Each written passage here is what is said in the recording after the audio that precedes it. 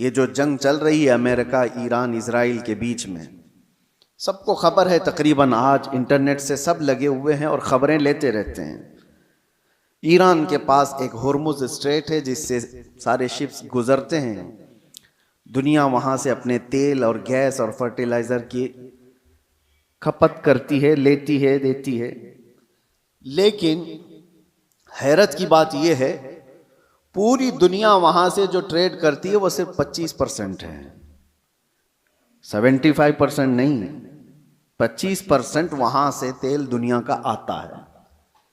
مجھے حیرت اس بات کی ہوتی ہے کہ ایران نے صرف 25% پہ روک لگائی تو ابھی دنیا اس کی حالت یہ ہے،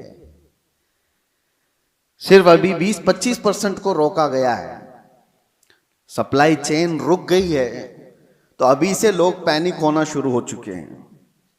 یہ تو ابھی آپ کو اندازہ نہیں، چند دنوں کے بعد جو حالات آنے والے ہیں اللہ ہی خیر کرے، شاید ہم لوگ لاک ڈاؤن سے بھی بری حالت کی طرف جا سکتے ہیں، اللہ بچائے۔ یہ تو صرف 25% پر اگر کسی نے روک لگائی ہے تو دنیا پینک ہو رہی ہے۔ میرے عزیزو، وہ وقت آئے گا، میرے آقا صلی اللہ تعالی علیہ وسلم نے جو قیامت کے قریب ہونے والی نشانیاں بیان فرمائی، اس میں سے بڑی نشانیوں میں ایک نشانی یہ بھی ہے کہ قتل اور خون ریزی بہت بڑھ جائے گی، اتنی زیادہ کہ ایک باپ کی اگر 100 اولاد ہیں تو 99 مر جائیں گے اور ایک بچے گا۔ قتل اور حرج اتنا بڑھ جائے گا، مال کی کثرت ہو جائے گی، یہ بھی حدیث پاک میں ہے، جو قیامت کی نشانیاں ہیں اس میں۔ اور یہ جو حالات ہیں، ابھی کسی نے ایک حدیث بھی سوشل میڈیا پر نشر کر کے بہت وائرل کیا تھا، اس پر بھی میں آپ سے گفتگو کروں۔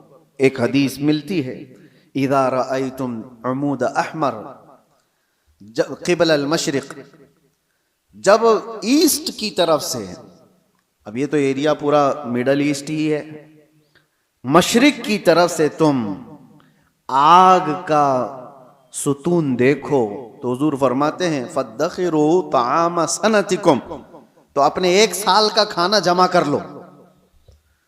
اور اس میں حدیث میں یہ بھی کہا گیا ہے اذا رأیتم عمود احمر، عمود نار احمر، ایسا حدیث کے الفاظ ہیں، فی شہر رمضان، حدیث میں یہ ملتا ہے کہ رمضان کے مہینے میں جب مشرق کی طرف تم آگ اگلتی ہوئی دیکھو تو اپنے سال بھر کا کھانا پانی جمع کر لو۔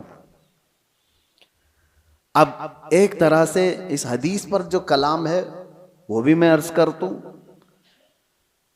اکثر ائمہ اکرام نے اس حدیث کو ضعیف قرار دیا ہے، اور ضعیف احادیث بہت ساری اعمال میں مقبول ہوتی ہیں، لیکن جن ائمہ نے اس کو ذکر کیا، اب اس کی تشریح ہم یہ نہیں کہتے کہ جس آگ کا اور جس ستون کا ذکر آیا ہے وہ یہی جنگ کے متعلق ہے اور یہی ایران سے نکلنے والی آگ کا ہے، یہ ہم یقین کے ساتھ نہیں کہتے، لیکن الفاظ یہ ملتے ہیں کہ مشرق کی سمت سے اگر تم آگ کا مینار دیکھو، یہ میزائل جب اڑتے ہیں تو یہ آگ کا مینار ہی بن جاتے ہیں، آگ کا ستون بن جاتے ہیں۔ بہرحال بہت ساری علامات ایسی ہیں میرے عزیزو جس سے یہ اندازہ تو ہے کہ یہ آپس میں دنیا کو تباہ کریں گے، یہ طاقتیں ٹکرائیں گی اور دنیا کو تباہ کریں گے۔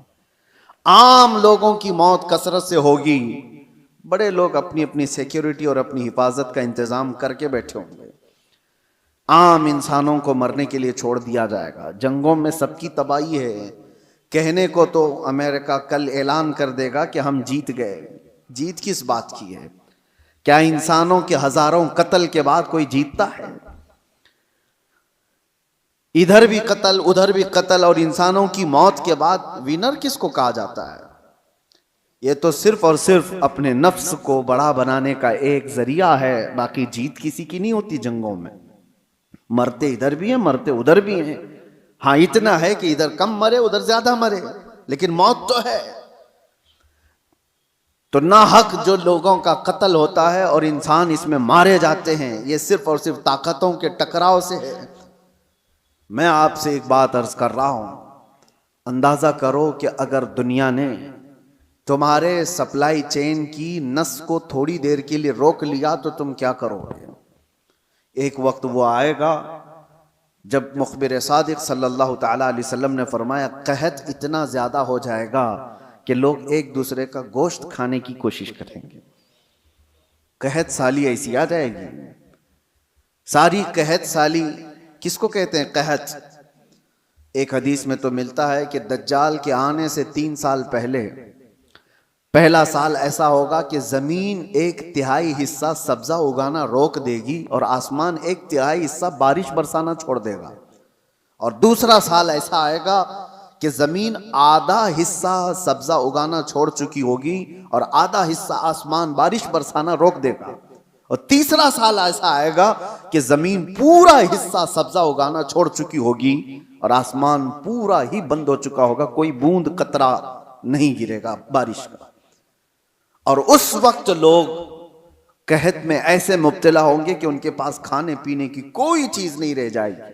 یہ تو دجال کے ظہور سے پہلے کی علامت بتائی گئی ہے. لیکن کچھ روایات میں آپ کے سامنے یہ بھی رکھتا ہوں. جن چیزوں کے ہم ہیبیٹیٹ ہیں، عادی ہیں، ان چیزوں کے استعمال پر اگر روک لگی تو ہماری زندگی اتھل پتھل ہو جائے گی.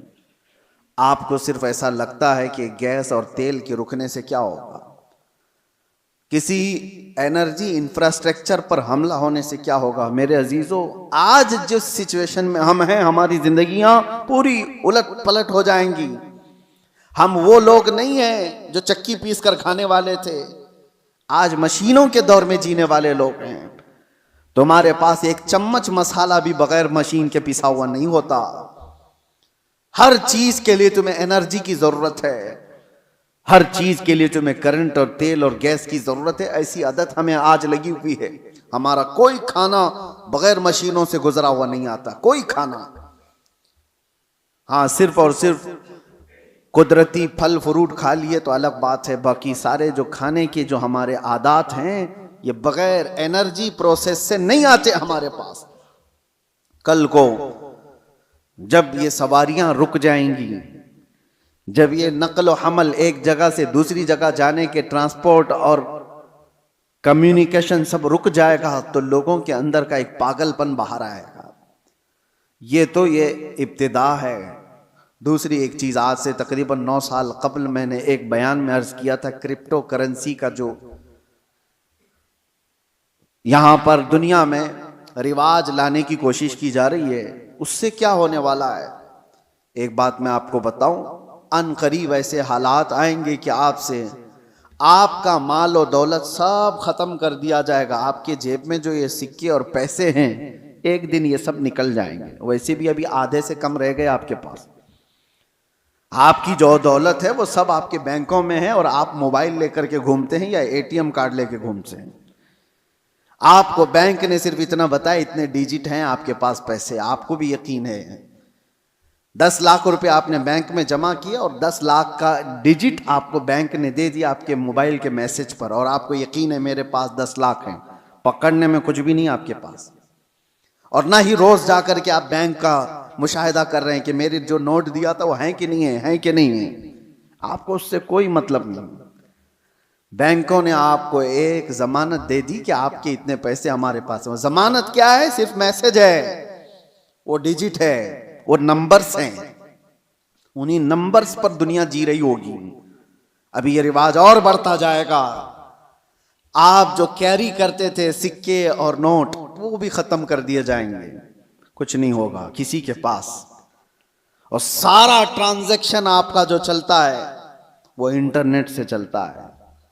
جس دن انٹرنیٹ کو شٹ ڈاؤن کر دیا جائے گا سارے کے سارے فقیر ہوں گے، کسی کے پاس کچھ نہیں ہوگا. ان کے ہاتھوں میں نہ کوئی رقم ہوگی نہ کوئی پیسہ ہوگا، کیونکہ سب کچھ ان کو بتایا گیا تھا کہ بینک میں اتنے ڈیجٹ ہیں ہمارے پاس. اس کی کیا شیورٹی ہے کہ کبھی انٹرنیٹ بند نہیں ہوگا؟ اس کی کیا گارنٹی ہے؟ میرے عزیزو، اسی لیے پہلے کے دور میں لوگ درہم اور دینار رکھتے تھے.